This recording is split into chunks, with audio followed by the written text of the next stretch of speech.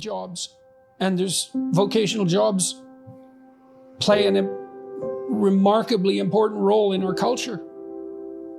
So, and hard work can get you a long ways. And so, I don't know what you mean when you say low intelligence. I mean, there are catastrophically low intelligence ratings, say 60 and below. It's tough to find anything that you're going to be able to be productive in doing. And I don't know what to do about that. Above that, hard work is going to make a huge difference. And aiming right. So, aim at the vocational end of the distribution and put a plan in place and stick to it and work diligently at it. That's what you've got. You've got your ability to work. The next best predictor of lifetime success is conscientiousness. Well, and of the two aspects of conscientiousness, say orderliness and industriousness, the better predictor is industriousness. So the question is, well, what can you do about your industriousness? And the answer to that is, well, that's kind of rough too, because there's a strong genetic component.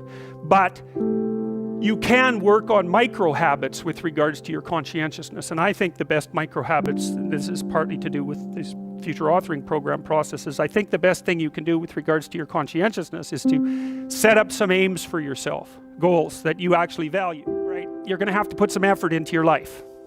And you need to be motivated to do that. And so what are the potential sources of motivation? Well, you could think about them in the big five manner. If you're extroverted, you want friends. If you're agreeable, you want an intimate relationship. If you're disagreeable, you want to win competitions. If you're open, you want to engage in creative activity. If you're high neuroticism, you want security. Okay, so those are all sources of potential motivation that you could draw on, that you could tailor to your own personality.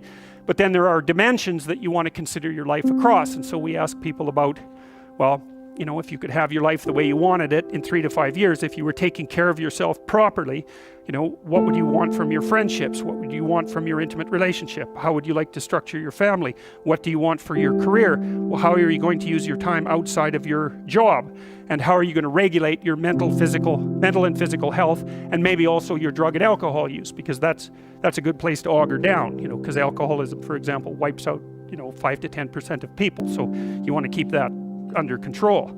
And then so maybe you develop a vision of what you would like your life to be, and that associates the goal. Well, once the goal is established, and then you break down the goal into micro processes that you can implement, the micro processes become rewarding in proportion in relation to their causal association with the goal, and that tangles in your incentive reward system. We talked about the dopaminergic incentive reward system, and that's the thing that keeps you moving forward.